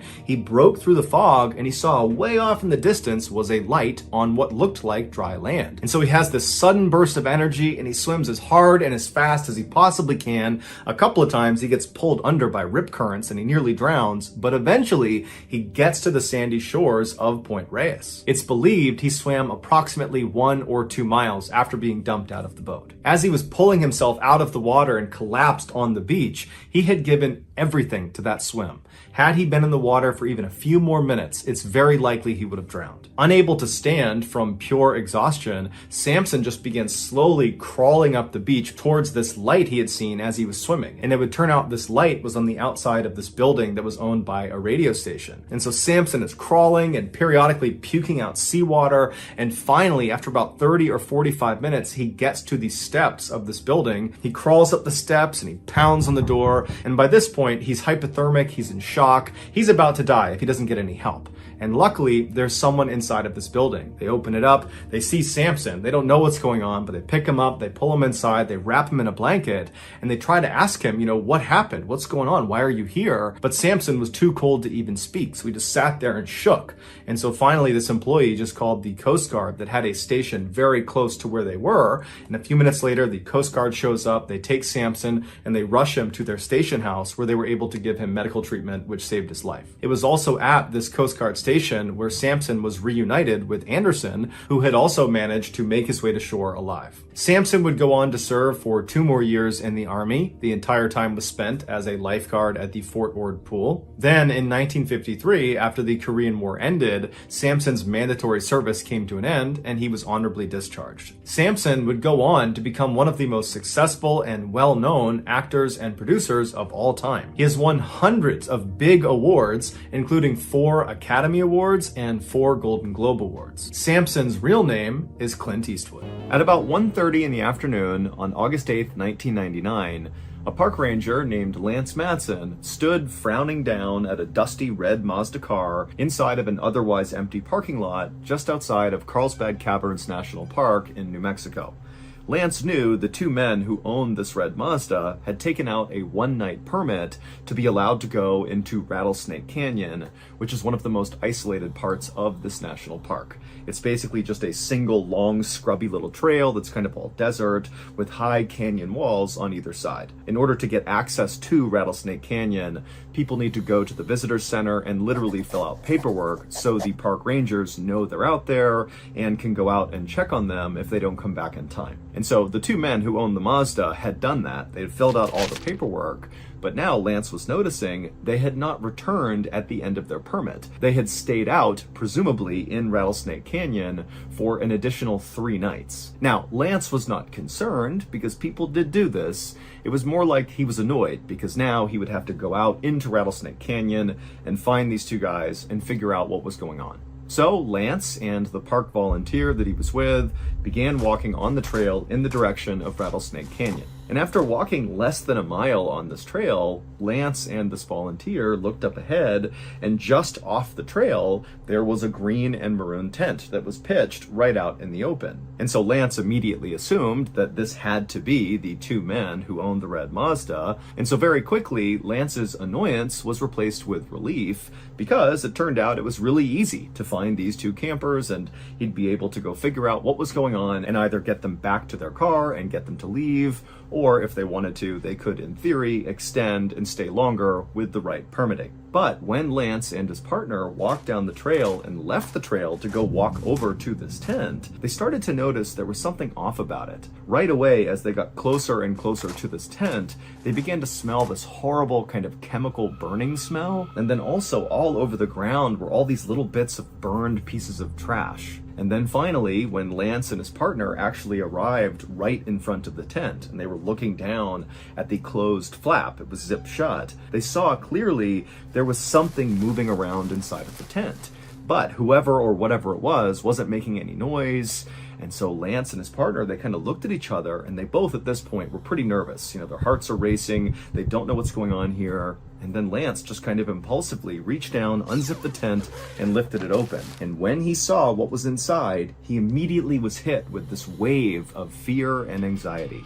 3 days earlier, on August 5th, 1999, a 26-year-old man named David Coughlin woke up in a sleeping bag inside of his green and maroon tent in Rattlesnake Canyon. And as soon as David sat up, he smiled because he could hear right outside of his tent the sound of his best friend, Rafi Kodakian, making breakfast and gathering up supplies for that morning's hike. Dave and Rafi were on what they called a trip of a lifetime. 6 days earlier, they had left their hometown of Boston, Massachusetts, and traveled more than 2,000 miles west, sleeping at campsites and cheap motels along the way. Their final destination was a university in Santa Barbara, California, where Dave was going to be getting his master's in environmental engineering, but they were going to basically turn the journey out to California into a big vacation. And Carlsbad Caverns National Park was easily both of the men's favorite spots so far, because unlike the other campgrounds they had stayed at so far, which were kind of cheap and small, Carlsbad Caverns was huge. It was 47,000 acres of just wild desert. And so for Dave and Rafi, whose normal everyday lives were kind of safe and boring, doing desk jobs and the like, this felt sort of thrilling, like they were cowboys exploring the Wild West. As Dave sat inside of his tent, listening to Rafi make breakfast and get ready, Dave noticed he was already sweating, despite it being pretty early in the morning. It was just already so hot outside. And so Dave grabbed his water and took a sip, and as he did, he thought about that park ranger who had helped them fill out their paperwork to be allowed to come out into Rattlesnake Canyon, who had made a really big deal about ensuring that Dave and Rafi each have at least 1 gallon of water per person per day that they were going to be out here because of the heat. But after they had left the park ranger, Rafi, who had way more experience camping than Dave did, explained to Dave that that was totally overkill and they didn't need that much water. So instead of bringing 2 huge gallons of water for the single night they planned to be out in Rattlesnake Canyon, Rafi had brought along for both of them just 3 16-ounce bottles of water. For reference, that's approximately 6 times less than what the park ranger had suggested. The men had already used one of those 16-ounce bottles of water to boil hot dogs the night before for their dinner, and now the bottle that Dave was drinking from was already half empty, and so he was pretty much down to the last of his water. But Dave wasn't really worried about his water because he and Raffi were going to be hiking out of Rattlesnake Canyon that day and heading back to their car and continuing their journey out to California. And they knew they had set up their tent very close to the parking lot. And so it was a short hike, they're back in their car, and then they're good. And so Dave capped his water, he got out of his sleeping bag, he left the tent, and he joined Raffi in prepping their supplies to get ready for their hike out. And by 8:30 a.m., their entire site was packed up, and the two men were on their way heading back. The two men walked at a leisurely pace in the direction towards their vehicle for about an hour, and as they walked, they did see signs that they were on the right trail. There were these stacks of white rocks that marked the trail. But after walking this full hour, they knew they probably should have been at the parking lot, but they didn't see it yet. However, the two men were not worried yet because remember, they know they're close, and so they're thinking, okay, maybe a couple more minutes and we'll see the parking lot. And so they stopped, they had some more water, and then they kept on walking. But after walking for another 2-3 hours, still in the direction that they believe was towards the parking lot, they did not see the parking lot. In fact, they didn't see anything that looked familiar, and there were no more stacks of white rocks to show they were even on a trail. They were totally lost. And so Dave and Raffi, who were doing their best not to panic, they both sat down, they pulled off their packs, and they pulled out their topographical map and began looking for some sign of where they were. But neither man could read the topographical map, and so all the swirls on the map showing every contour of every geographical feature, it just didn't make any sense to them, and so the map was of no use, and it was getting hotter and hotter by the minute. And so Dave and Raffi put the map away, feeling totally frustrated, and for a second they thought about getting up and just continuing to walk roughly in the direction they thought they should go. But as soon as they stood up, they both just felt so exhausted from walking and the heat, which was now, it's noon, so it's really burning down on them. And so the two men just walked over to the edge of a canyon wall where some shrubs were kind of hanging off the wall, providing a little bit of shade. And the two men just plunked down right underneath the shade, and they just sat there in silence. Both men knew they did not have the supplies to stay out in this canyon for much longer. They certainly didn't have enough water, which now really was starting to feel like a huge oversight. But luckily, as they're just sitting there, these huge storm clouds rolled in, and for a very short amount of time, there was this incredible downpour of rain. And so Dave and Raffi began catching the raindrops in their mouths, and they began drinking the water off of rocks and leaves. And it wasn't a lot, but it was enough to kind of boost their spirits. They got a little bit more hydration in, and they were kind of ready to deal with the problem they were facing. After the storm had gone, Dave and Raffi decided that their best move was just to continue walking and try to find this parking lot. But despite this motivation, Dave and Raffi would walk for hours and hours into the night. They would not find the parking lot, and so finally they realized they would have to stop and set up camp for another night. And so Dave and Raffi, who by now were really starting to feel scared, they found this washed out gully and they set up their green and maroon tent, but neither man could sleep. And so they just sat outside of their tent, telling each other that don't worry, the park rangers are bound to have noticed that we did not come back in time. We only had that 1-day permit. We've exceeded the limit. They're bound to come out here and find us. But in the back of both Dave and Raffi's mind, they weren't so sure that was definitely going to happen. They didn't really know how long it would take for park rangers to notice when people stayed too long. But as Dave and Raffi were speaking, they suddenly noticed far off in the distance something that looked like headlights, like on a car, and it was moving across the horizon. And both Dave and Raffi thought, wait a minute, that's going to be a road right there. All we have to do is go to that road and we're saved. We don't need the park rangers to come rescue us. And so suddenly Dave and Raffi were filled with hope, and they forgot about how thirsty and hungry they were. Then they just crawled into their beds and they fell asleep almost immediately because all they wanted to do was get to the next morning where there'd be daylight so they could hike out and get to that road and get back home. Dave and Raffi woke up early the next morning, and they were very eager to get up and start making their way towards this road. But instead of packing up their campsite and bringing it with them, they decided instead to leave their campsite and leave behind a journal that had some information about who they were and what they were doing in case park rangers came looking for them. And so Dave pulled out a journal from his pack, and he drew a kind of crude map of where this campsite was and where they were going towards this road that appeared to be up on this ridge. And then also Dave included in this note, Dave and Raffi's names, their ages, where they lived, some contact info, and also the fact that they were completely out of food and water, and that if you find this journal, please follow up and make sure we're okay. And so after leaving behind this journal at the campsite, Dave and Raffi set off to go to this road. But after walking for hours and hours up a kind of gradual incline, they reached what appeared to be this kind of third ridge where up and above the ridge was this road. But to get up onto this kind of wall right in front of them was really challenging. There was cactus everywhere, and the gullies that kind of led up to the top of this ridge were very slippery and almost vertical, so nearly impossible to climb. And so this was really a chore getting up there. And you got to remember that Dave and Raffi are already totally exhausted. They have no food, no water, and so this is miserable. But eventually, Dave and Raffi were able to get up onto this ridge, and they looked out, and there was no road. There was nothing. It was just pure desert as far as they could see. And so they had no idea what those lights were that they saw. Clearly, it was not headlights. I mean, for all they knew, it could have been a figment of their imagination. They're desperate to be saved, and so maybe it was possible that they imagined seeing this road. And so as the two men stared in stunned silence at nothingness in front of them, they noticed that a buzzard had actually begun flying in slow circles over their head, almost like it was just waiting for the two men to die so the buzzard could come down and eat them. Now, Dave was ready right then and there to head back to their campsite and just wait, but Raffi was insistent that they just keep on going because you never know, maybe there is a road just a little bit farther along. But after walking for maybe a couple more hours, they did not see a road, and by this point both men were beyond exhausted, and so the two men did finally turn around and painstakingly walk their way all the way back to their campsite. And as they're walking, they're telling themselves, maybe we'll get there and park rangers will be waiting for us, a search party will be here. But when they got to their campsite, there was absolutely no sign that anybody had come to their campsite since they left. Their journal with their note and their crude map and all that was still just sitting right in the middle of their campsite, untouched. And it was at this point that Dave and Raffi's spirits were just totally broken. The next morning was Saturday, August 7th. So Dave and Raffi were now beginning their fourth day in the desert and their third day without any water.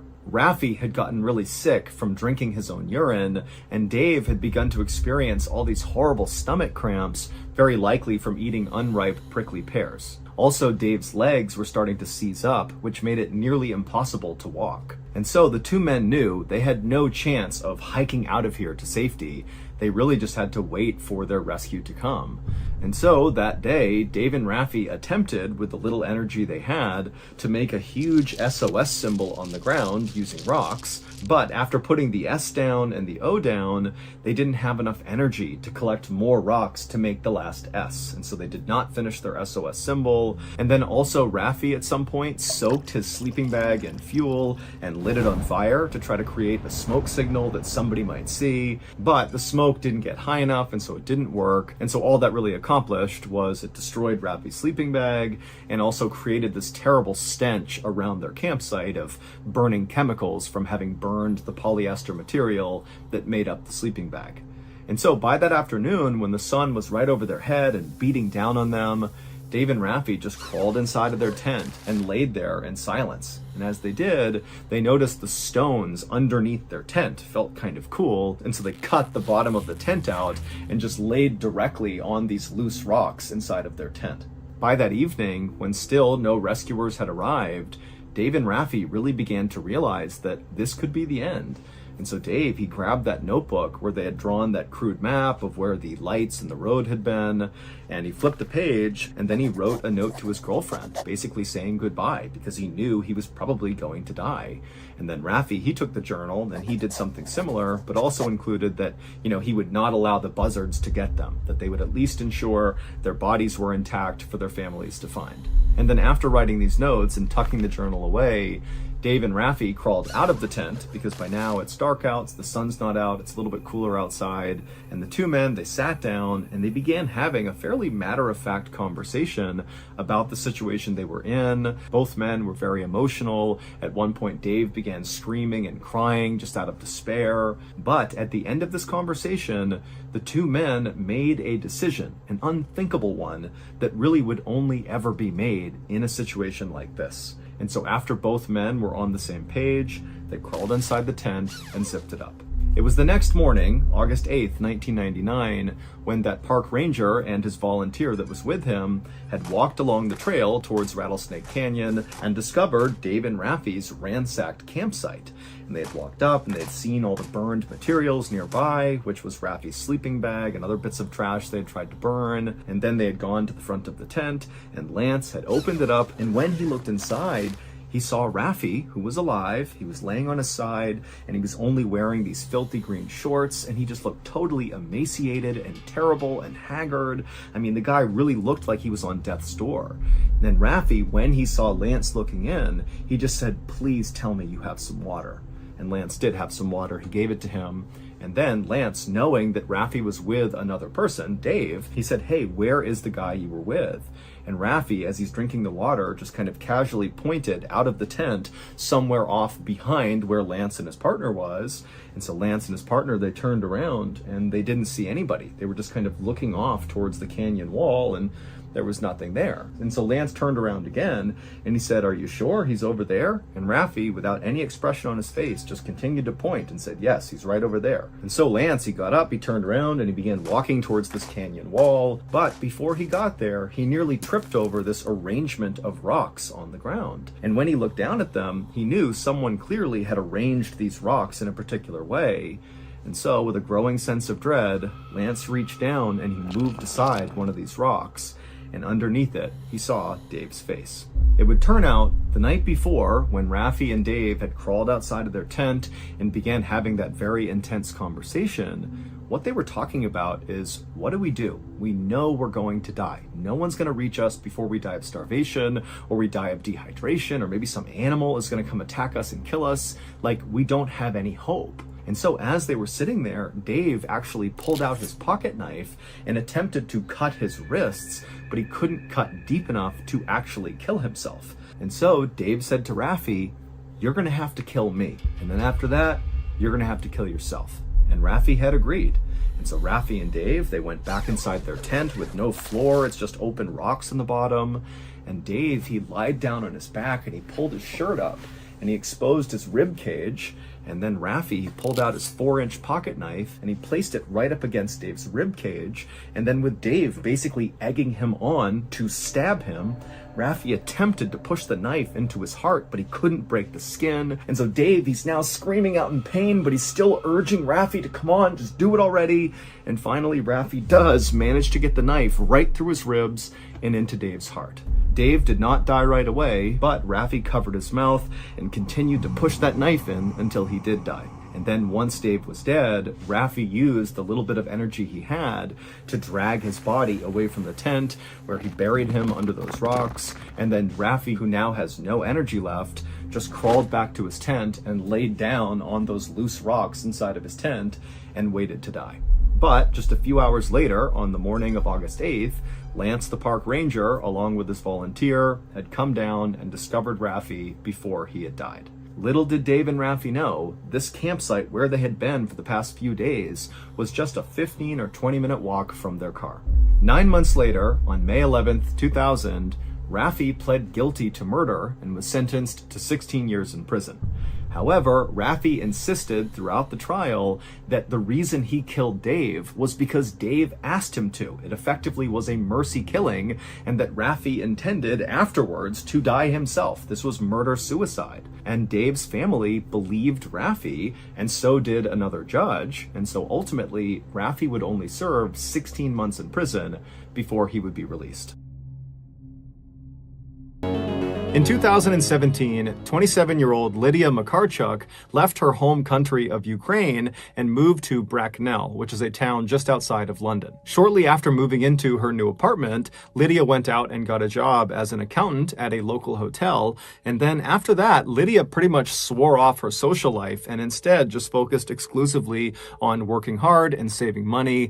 The one reprieve she got from work was going to church on Sundays. 2 years later, Lydia was at her church enjoying the coffee hour that always followed the Sunday sermon when another member of her church, who she didn't really speak to, this 41-year-old man named Norbert Varga, approached her and kind of awkwardly complimented her shoes. And she was so flattered by this that it opened up a friendly conversation between the two of them. And during this conversation, Lydia was pleasantly surprised to find out that Norbert was an expat too. An expat is someone who lives outside of their native country. Norbert had moved to the UK in 2018, so that's 1 year after Lydia had moved to the UK, and he came from Hungary, which shares a border with Ukraine. And just like Lydia, when he got to the UK, he kind of put all his energy into his work and trying to save money. He was a radio technician and a photographer. And so the two spend the rest of this coffee hour chatting and enjoying each other's company. And then afterwards, when they left the church and they both got home, they both found themselves thinking about the other. There was clearly an attraction there. And so the following Sunday, they both very eagerly rushed back to church in order to spend more time together. And sure enough, during that coffee hour, they spent the whole time together just chatting it up. And then afterwards, they exchanged phone numbers and made plans to get together outside of church. They were going to go on a date. And so the rest, as they say, is history. 2 years after Norbert complimented Lydia's shoes, they got married in Bracknell. And while the wedding was great, unfortunately, none of Lydia's family members, who were all in Ukraine, none of them could attend the actual wedding. And so the newlywed couple decided the way they would handle that is their honeymoon would be spent in Ukraine. That way Lydia's family could celebrate their wedding as well. For a variety of reasons, this honeymoon trip to Ukraine kept getting pushed back, but finally in September of 2021, everything lined up, everyone was available, and so Norbert and Lydia rushed to the airport and they hopped on a flight. And during this flight to Ukraine, Lydia remembers being so excited specifically about her husband finally getting a chance to spend some time with her 29-year-old younger brother, Miroslav. Lydia was very close with her brother, and so it mattered to her greatly that he and her husband had a good relationship.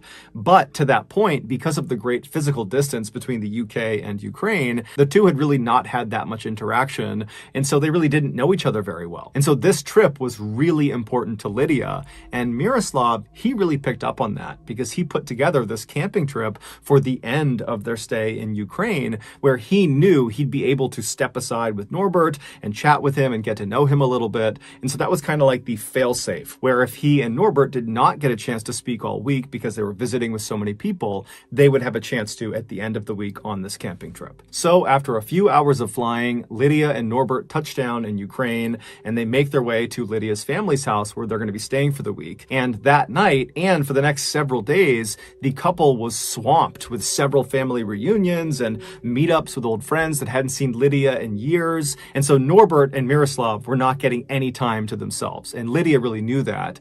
And so she and Norbert began looking forward to this camping trip because that not only represented a kind of peaceful break from the chaos of all these reunions, but it also did represent the one chance they knew Miroslav and Norbert would get to interact with each other. And so finally, September 15th, the end of the week, it came, and it was time to go on this camping trip. And so Lydia and Norbert and Miroslav and 9 other family members, they all packed up their tents and their camping belongings, and they loaded up a couple of cars, and they drove over to the base of the Carpathian mountain range. This mountain range, which stretches for nearly 1,000 miles across Eastern and Central Europe, are very popular amongst tourists because it's stunningly beautiful. Everything is green and lush, and there are these crystal clear lakes and breathtaking waterfalls and all these amazing animals running around, and there's no mosquitoes, and they have these really cool hikes that bring you up to these very very impressive overlooks. And so that night, Miroslav had made reservations for this one campsite, this very popular campsite that was up in this clearing, not too far up the mountain, and it had this great view down to the forest below, and because it was in a clearing, it had this unobstructed view up to the sky, where in this area, you could look up and just see stars in every direction. And so when Lydia and the rest of this group arrive in the parking lot of this mountain range, they were all really excited to get up to this campsite and just enjoy being there. And so they park their cars, they get their gear out, they find the trailhead, and then they begin hiking up the mountain. And about 2 hours later, they arrive at this clearing. They find their campsite, which was marked by this small fire pit underneath a couple of trees. And so they go over and they set their tents up, and some people go out and get some firewood. And then before long, a fire was made, and this group of 12 people that had not seen each other in so long, they just sat down and began enjoying each other's company. They put tea on, they were swapping stories. It was really just this wonderful time. And then around 8 p.m., the sun started to set, at which point this huge group just stopped and enjoyed this beautiful sunset. And then once the sun had gone down, there were 2 kids that were there on this trip. And so they were put to bed in their tent. And then the remaining 10 adults just kind of hung out by the fire and enjoyed each other's company. And it was actually during this second half of the night that Norbert and Miroslav finally really got a chance to just chat with each other. So for about an hour, they were talking to each other, and Lydia is just watching this happen, and she couldn't be happier. This is like the perfect ending to this trip. And then around 9 p.m., Norbert stands up. Lydia sees him stand up, and he tells the group he's going to run back to his tent, which was a ways away from the campfire, and he was going to get his camera. And so Lydia said, okay, no problem. And she remembers watching him walk off into the distance, because when you're at the campfire, if you're looking away from the campfire, everything is pitch black in that direction. And so she watches him disappear into the darkness, and then she and her brother and everyone else just kind of turn back towards the campfire.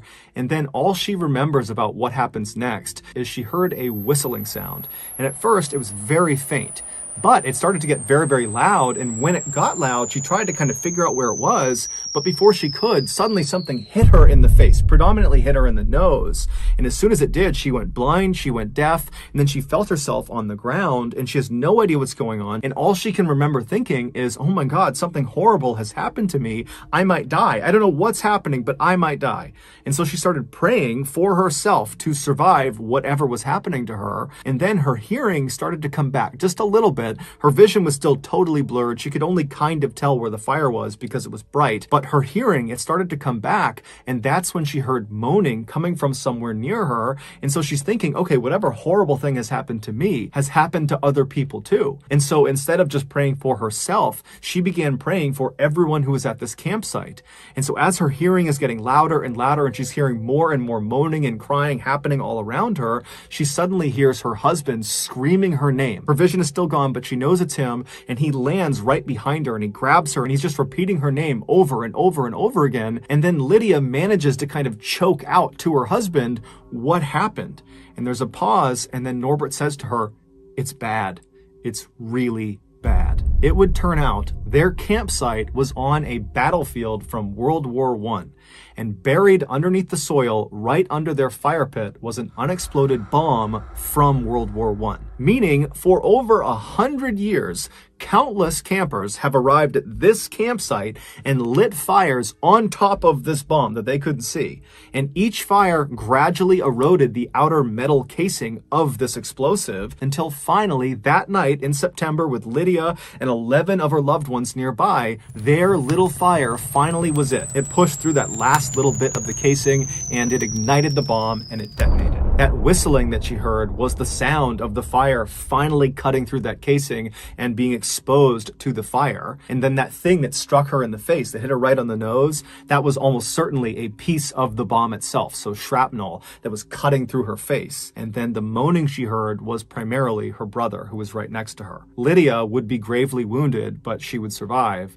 As for her brother and another man who was not named, they would not survive. Here is a picture that was taken of the group literally minutes before this bomb detonated.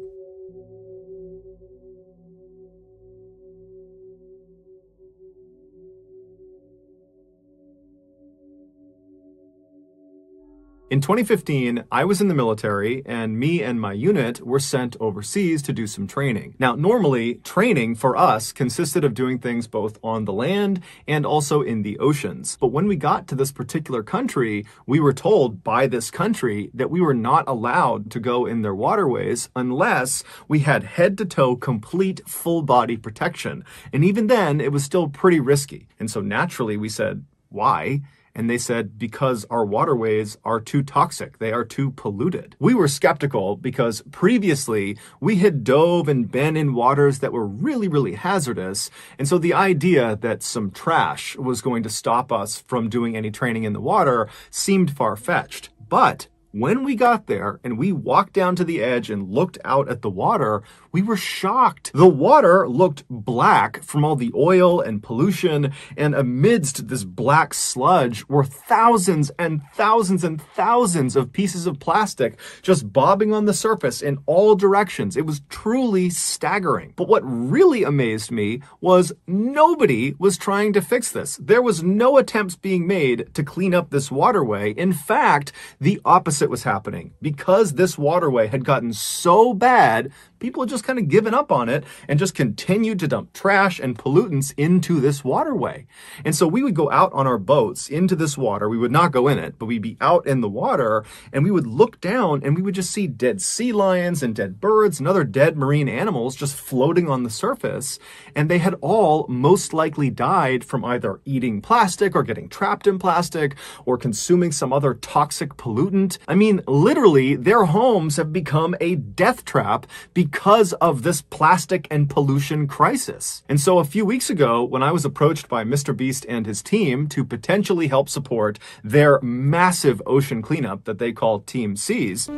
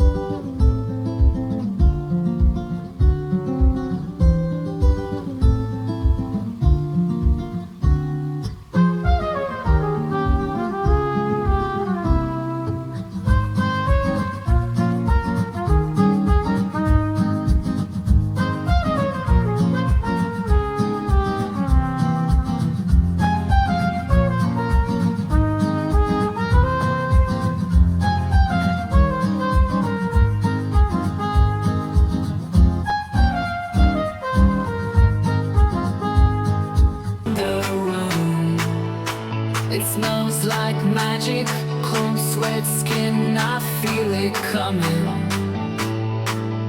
In the lantern glow, your eyes twitching. You came looking for truth, but you just found trouble. Your memories are cracking, and I'm chewing through the rubble. Future sight, I don't think I can save you in time. Ruined city and the moonlight sentinel. I immediately said yes. They are trying to raise $30 million by the end of this year in order to remove 30 million pounds of plastic and trash from the oceans, as well as from rivers and also from beaches. This project has the potential to truly change the planet, but we need your help. Every donation counts. I mean it. If you donate even just a single dollar,